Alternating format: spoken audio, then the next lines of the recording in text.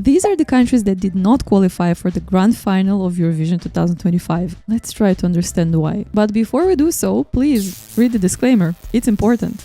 Also, subscribe to the channel. It helps so much. And let's go. So, first on the list, we have Australia. And I gotta tell you, I loved the song. The vocals were good. The song was funny. It was a bit naughty. Or is it only me and the song was actually about ice creams and milkshakes only? And while the song did not have any deep moral message or story behind it, I personally think that it was a very proper Eurovision song. Now, this is the first year that I decided to take Eurovision more seriously, but before that, Eurovision for me was very similar to what is described in the movie Eurovision.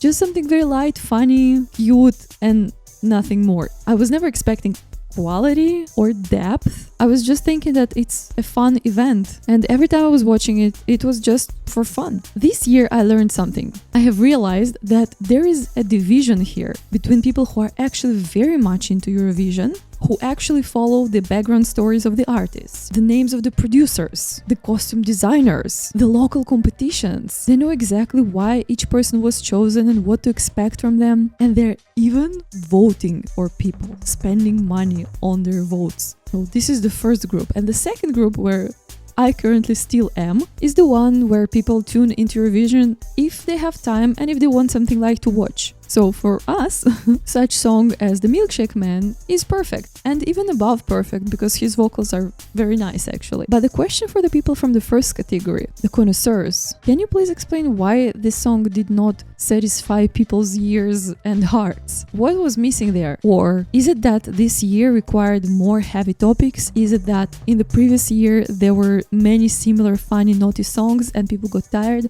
What is it exactly? I need to know.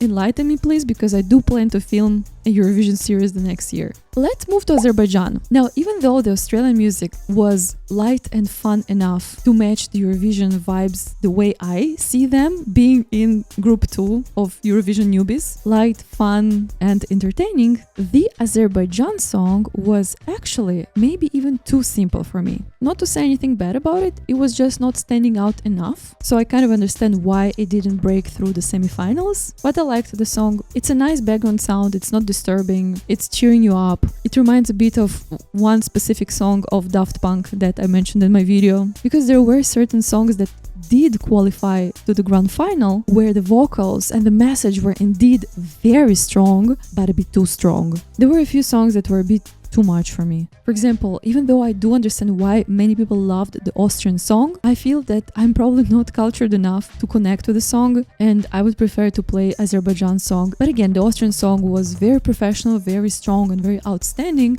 and therefore they progressed. So I kind of understand the Azerbaijan situation. Again, not to say anything bad about the song, it was a very cute one. And the performances were very sweet. Yes, I have watched a couple of interviews. I'm becoming professional, huh? Wait, I have to close the window, otherwise I look more anemic than in real life. Alright, and now that I'm having more signs of life in my face, let's move to Belgium. Great vocals, I think a very bad choice of song. I think it took a lot of time for the song to open and become strong, which probably already made the people lose their patience and desire to connect with the song, and therefore I do understand why the song was disqualified. I think again the artist is super talented, his vocals are amazing, his range is just insane, just a very unfortunate choice of song. In my opinion, it didn't compliment him, and that's a pity. It could have. I think in such cases the role of a musical producer or manager is very important, or maybe even consulting with several people who are out of the music industry, because people who are voting are not necessarily musicians themselves, just to have more opinions that will help the team to understand if the song is a good match to the singer. It could be that the song worked so well with the person who tested it. I don't know the story of the song at all. I don't know whom it was originally written for, and it could be that the person who was originally performing it had a better match with it, and it made the team assume that for him it will work equally good, but we're all different and we need a very individual approach in music as well, I guess. Tell me if I'm wrong. And we're moving to Croatia. I feel so sorry for Marco. He seems such a sweet boy, and it was difficult to watch him being so nervous waiting for the results, because I think that a lot of people started already being mad at him before he even got to the semifinals for the bad, I guess, choice of song or performance. I don't even know what, but for me the song didn't work as well. Again, it was a funny song, which I like, just as it was with the Milkshake Man, but for some reason the Milkshake Man worked better because he was more free, artistic, wild, and just naturally a little bit of a freak.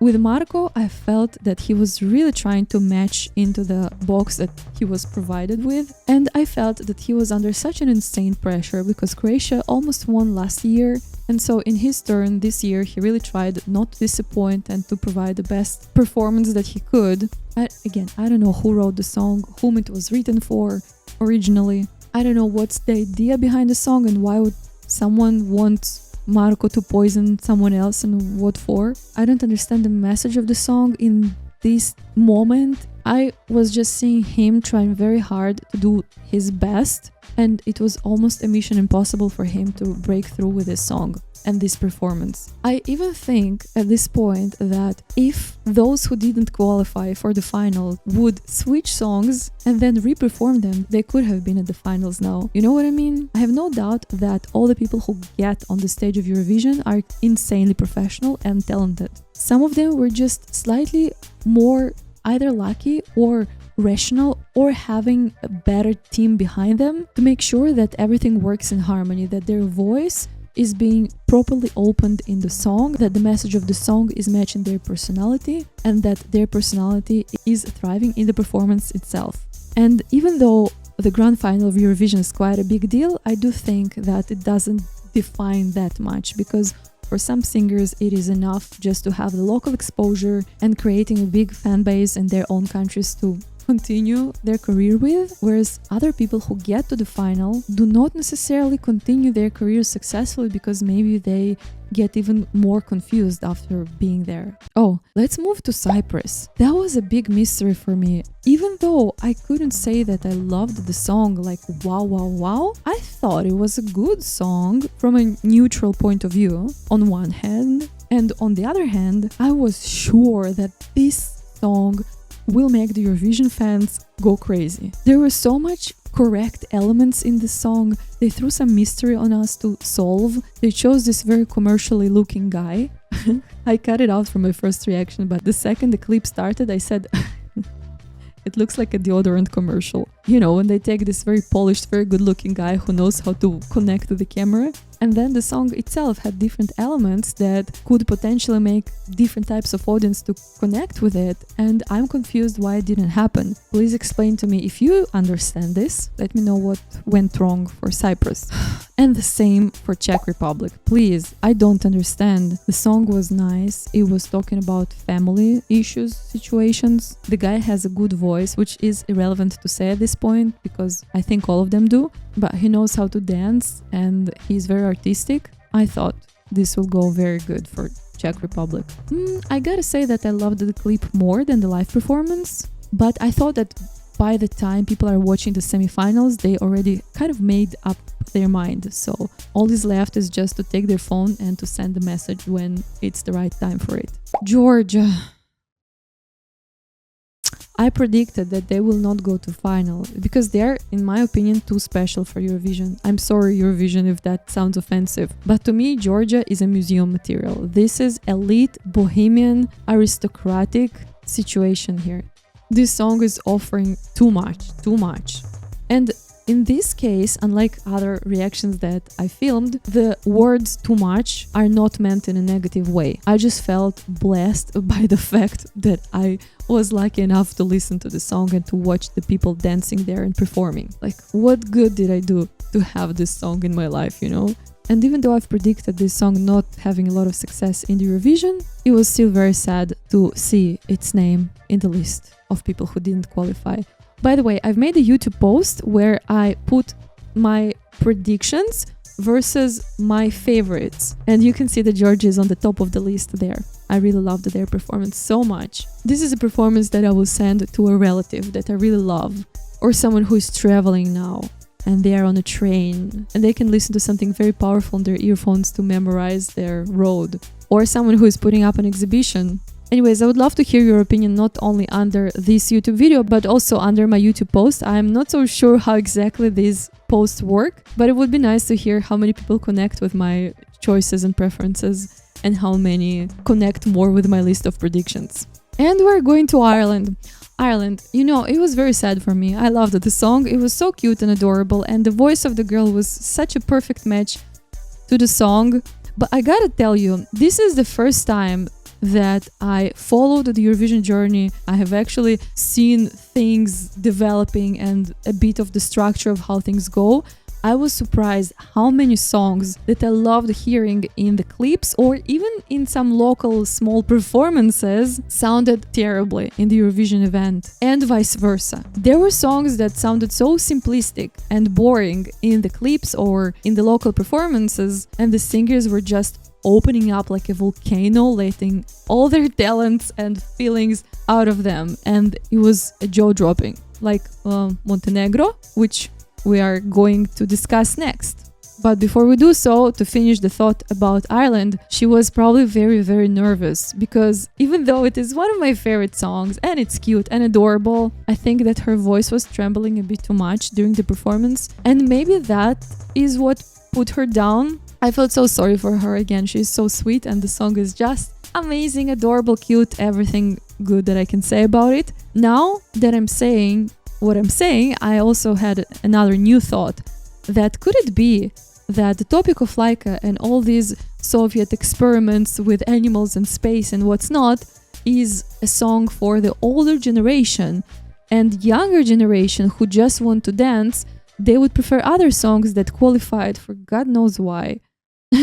Maybe the topic of the song was a bit too mysterious and irrelevant for them, and they preferred something way more simple and casual. Is it so that when people are looking for something to dance for, they prefer the topic to be just very basic? Otherwise, if they went for something deeper, they would have listened to different genre, such as opera or rock. Is it so? I'm thinking out loud. Okay, Montenegro, I said it straight away. The performance looked a bit too adult. It's something very conservatorian. I don't think this word is English, but it's like the high music school, you know, the final performance when you have to wear long, elegant dress and you have to have perfect hair, perfect makeup, and you have to, you know, have your posture and nailing every note. When I was watching the clip, which was nice, and the camera work there was quite good to create some dynamic in the clip, I was still thinking that this is not that much of an cool, fun song. But when I heard her live, it was playing, but I was actually doing some other stuff, and I remember I turned to the screen to see what was going on there, and I stopped and I was just watching her. It was really good. It was really nice. Same with Serbia. I thought at first that the song was too rehearsed on, too, the word is systematic, too technical, but for me it worked actually very good in the live performance in the semi-final. And this brings me back to the thought that I have already expressed earlier, that I was shocked how many performers that I loved in the clips or in more tiny domestic shows, how differently their vocals sounded. Nothing was saving their performances, not the amazing stage and the dancing. You could just hear that something wasn't musicking there.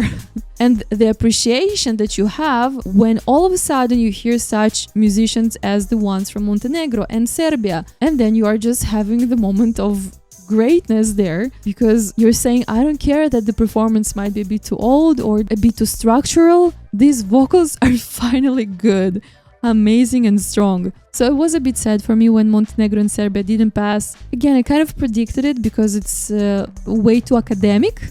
That's the word I think that fits the most to Montenegro and Serbia. But they did stand out in my opinion. Again, I wasn't fully insanely focused on the show when it was going, but I do remember that it was very pleasant for me to hear them performing live. And the last one is Slovenia. I'm really sorry for him to not pass, because I think that considering his situation and story, he kind of needed this victory to, I guess, give him a bit more light in his life and support in his journey. And thinking of all the fears and struggles that he has right now, having one more moment of disappointment probably is something that he will need extra strength to deal with. But I also think that it wouldn't be fair if he passes only out of solidarity with the topic that he was mentioning. I did not enjoy listening to the song. I mentioned it in my reaction. I think it was too direct for me. And even though it is very important for people who go through difficult times to vocalize their struggles and share them with others, at the moment I'm not a good audience for this. My coping mechanism is restoring from other events, and I prefer not to expose myself to such stories at the moment. So Slovenia, all I have to say is that I really hope that by this time you are strong enough, because you have been through a lot of hardships, to face this, not even fail, but I guess not continuation to the finals. But I really hope that Klemen, I think Klemen was his name, restores his health and finds the faith and the strength to continue and live a fulfilled, proper, complete, beautiful life, he and his family. So best of wishes to Klemen and to anyone who is going through similar situations or any kind of difficult situations. And that is it. Feel free to share things that you think I should be reacting to or discussing with you, and I'll see you in one of my next videos. Bye bye!